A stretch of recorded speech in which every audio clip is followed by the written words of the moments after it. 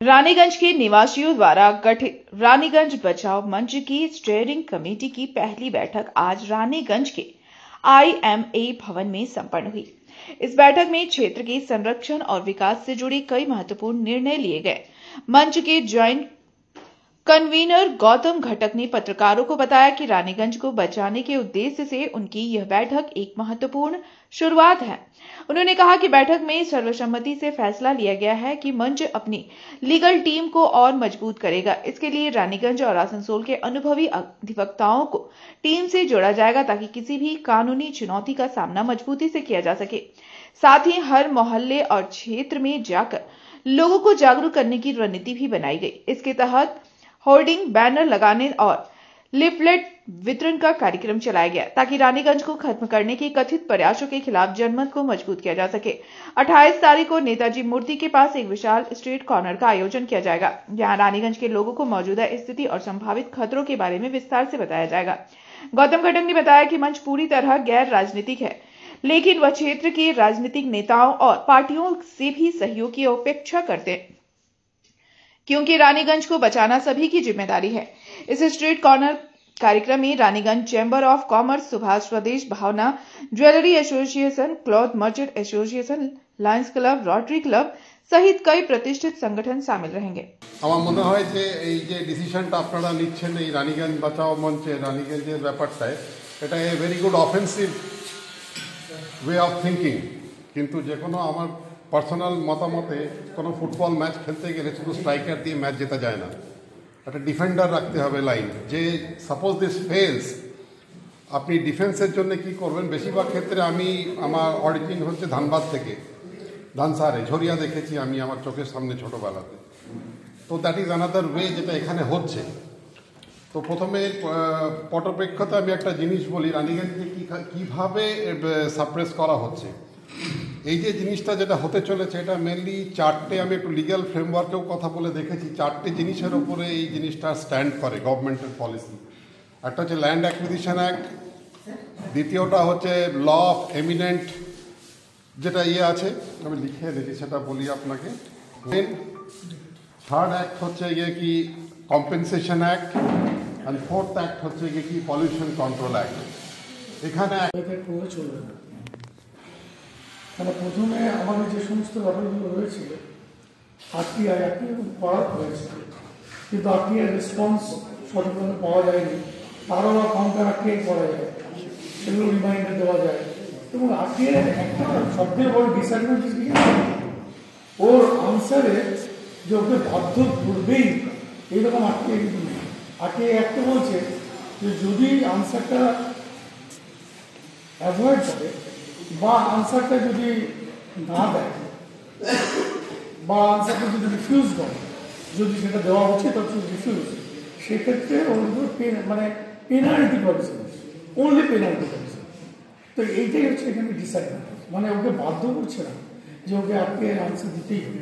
Penalty বলতে অবশ্য per day একটা অ্যামাউন্ট রয়েছে, যে অ্যামাউন্টটা আমরা ক্লেম করতে পারি, সেটাও অ্যাপেলেট স্টেজে। যাই হোক, ওটা মেবি এটা তো করতেই হবে আরটিআই ব্যাপারটা।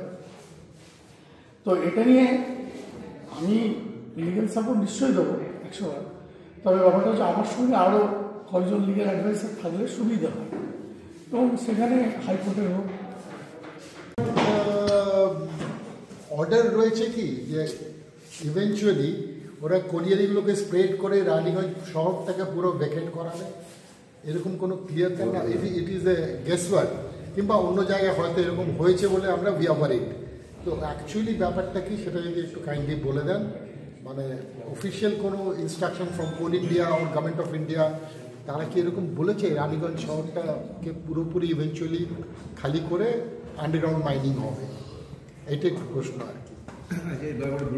নয় আর ভ্যালুয়েশনের পর্যায়টা নয়, ওরা আমাদের কিছু দেবে না।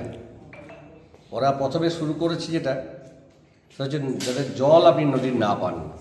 গতকাল ইসকো থেকে একটা সার্কুলার বেরিয়েছে বার্নপুর বাসিন্দাদের জন্য, যে ওয়াটার লেভেল পাওয়া যাচ্ছে না, রিজার্ভারে জল নেই, আপনারা আমাদের কোঅপারেট করুন। এখন দামোদর নদী আপনারা জল পান, নদীর নিচে 80 ফুট নিচে সাবমার্সাল বসানো আছে। বালি স্তরে নিচে, সেই জল তুলে রিজার্ভারে আসে এবং আমরা সবাই পাই। এই সিস্টেমটা টোটাল বার্নপুর, কালাঝরিয়া, ডামালিয়া যা যা আছে একই সিস্টেম।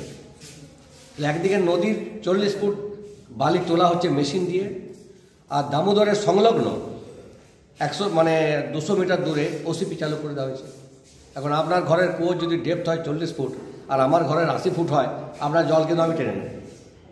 তাহলে যদি একদিকে মহাবীর, অমৃতনগর, খট্টাডি, ওদিকে কালিদাসপুর, যত ইনক্লাইন কোলিয়ারি ছিল যারা 600-700 ফুট নিচে এক সময় আন্ডারগ্রাউন্ড কয়লা তুলেছিল, তার তো একটা ডেপথে চলে। আগে দু একবার বলেছিল, শরীরটা একটু ভালো ছিল না বলে আমি মিটিংগুলো আসতে পারিনি। সেটা হলো যে এই রকম সিটিজেন ফোরাম নেতৃত্বে আমরা অনেকবার আন্দোলন করেছি, কিন্তু যেগুলো এর আগে আন্দোলন হয়েছিল, যেমন আমাদের এখানে একটা মহকুমা করার জন্যে বসেও ওখানে আন্দোলন হয়েছিল, কিন্তু আলটিমেটলি সেটা থেকে কিছু আমাদের সাকসেস আসেনি। খেয়াল করতে হবে না গৌতম, যে সবসময় নন পলিটিক্যাল করলে হবে না, সবাইকে নিতে হবে, প্রচুর লোককে নিতে হবে। না হলে এই যে একটা মুভমেন্ট তুমি করতে চাইছো, এটা একটা গণ আন্দোলনের পর্যায়ে না গেলে কারো কিন্তু কোনো রকম কিছু টিকে নড়বে না। ওরা দেখে যদি 20 জন লোক বসে চেঁচাচ্ছে, 2 দিন পরে বেটারা চুপ হয়ে যাবে। কিন্তু আমি বলছি যে কোনো ছুট মার্গ না রেখে যত এখানের ক্লাবগুলি আছে সবাইকে ডাকতে হবে, প্রত্যেককেই বলতে হবে। को लेके तो काफ़ी बातें हुई। मैं उसका एक दूसरा पक्ष रखना चाहूँगा कि ये जो रानीगंज की स्थिति है, और डॉक्टर भट्टाचार्य जी ने भी कहा, शंकर दा ने भी जो क्वेश्चन किया, बहुत पर्टिनेंट क्वेश्चन है कि एक्चुअल वस्तु स्थिति आज के दिन क्या है, ये हम लोगों के नज़र में रहनी चाहिए कि हम लोगों पे आज के दिन रिस्ट्रिक्शंस क्या क्या है, हम लोग ऑब्जेक्टिव्स हमारे क्या है, कि हम लोग जो ये कर रहे हैं रानीगंज बचाओ में, इसमें हमारे क्या क्या ऑब्जेक्टिव है। 2 चीज़ इसमें बहुत पर्टिनेंट है।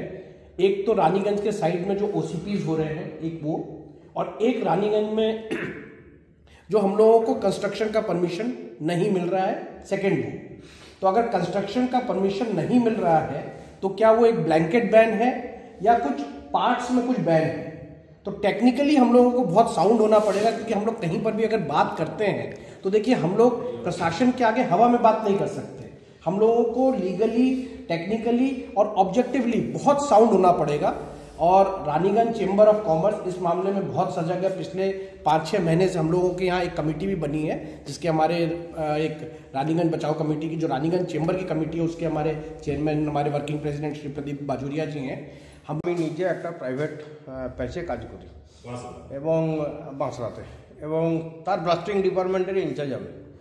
ফলে এই যে প্রাইভেট মাইন্সগুলো, কোল মাইন্সগুলো হচ্ছে, আমরা এখন তো এখানে কথা শুনছিলাম বসে বসে যে 200 একর, 300 একর, 100 একর জমি আগে নেবে, তারপর শুরু করবে। ওরা প্রথম শুরুটা করে দেয়, অল্পর মধ্যে শুরুটা করে, তারপরে যখন আমাদেরকে প্রাইভেট কোম্পানি শুধু প্রোডাকশন ছাড়া আর কিছু বুঝবে না, সে রানীগঞ্জবাসীর কী হলো, তার কোম্পানির স্টাফদের কী হলো, সে সমস্ত তারা কথা বলে, শুধুমাত্র প্রোডাকশন যায়। আপনারা ভাবতে পারবেন না, গৌতমবাবু এখানে রয়েছেন, অনেক অভিজ্ঞতা আছে। একটা গর্ততে 50 কিলো বারুদ দিয়ে পরে ব্লাস্টিং করা, আমি নিজে করি। একটা চাবি যদি আমি ঘুরাই তাহলে পরে 246টা, 76টা, 306টা, হায়েস্ট ব্লাস্টিং আমি 306টা করেছি একটা চাবিতে। তো তার মানে আপনি ভাবুন কতটা জায়গা জুড়ে একবারে, এখানে যদি ব্লাস্টিং হয়, এটা NSP রোডের কথা বলছেন তো, আপনি শিশুবাগান মোড়টা আপনার থাকবে, ওই ভূমিকম্পটাই আমাদেরকে সহ্য করতে হবে যতদিন কাজ হয়। ফলে ওদের ওই কোল মাইন শুরু হওয়ার আগেই যদি আমরা ওই জনগণের, ডাক্তারবাবু যা বললেন, অনুদা যা বললেন, গোপালদাও বলেছেন, জনগণকে যদি উজ্জীবিত করে সেখানে না নিয়ে যেতে পারি। আর অমর এন্টারপ্রাইজ অলরেডি কাজ দুটোই পেয়েছে, আমার কাছে যতটুকু যা খবর আছে।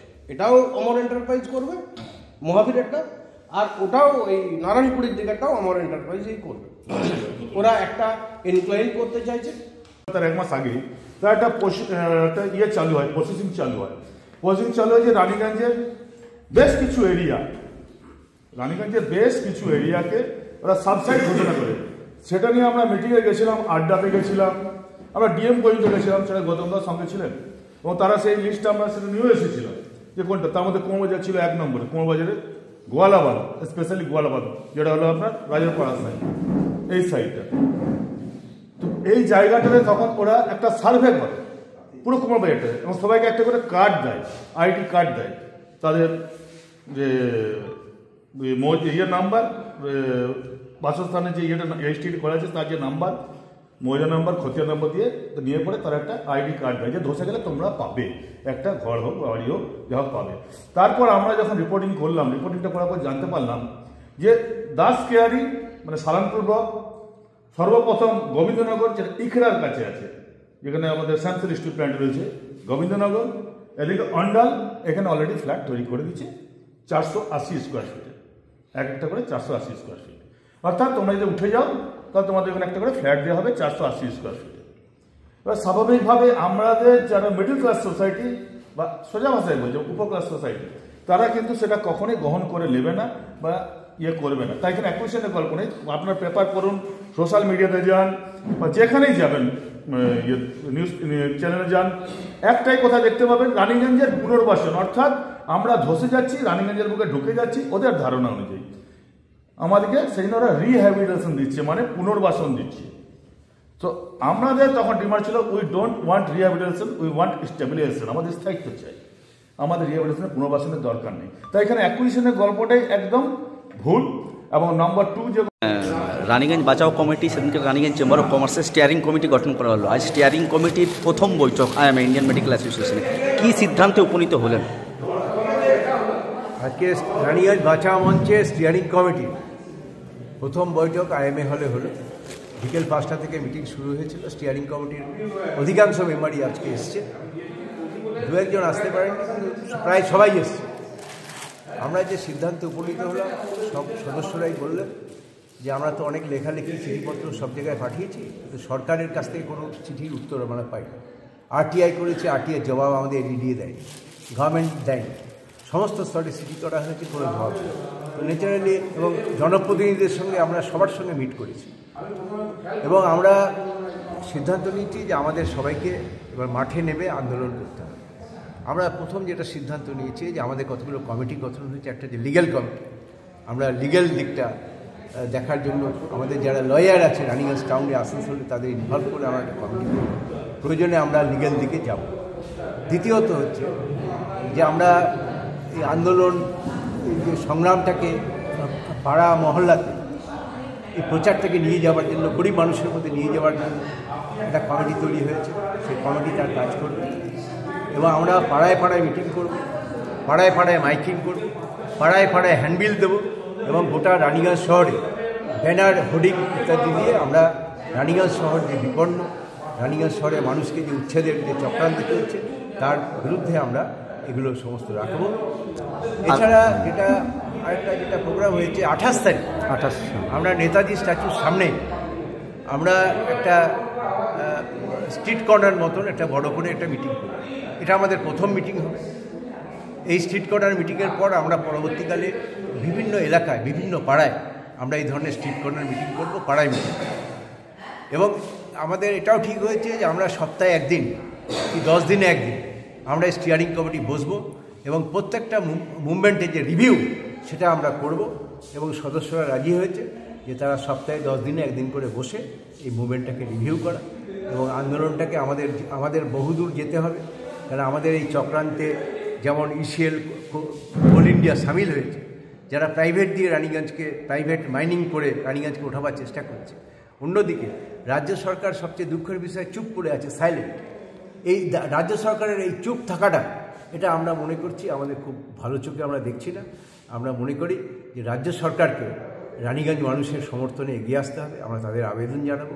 আবারও আমরা জনপ্রতিনিধিদের আমাদের একটা সভায় ডাকবো এবং তাদের বলবো যে আপনারা সবাই এগিয়ে আসুন, আপনারাও রানীগঞ্জের মানুষ, আপনারা রানীগঞ্জকে রক্ষা করুন।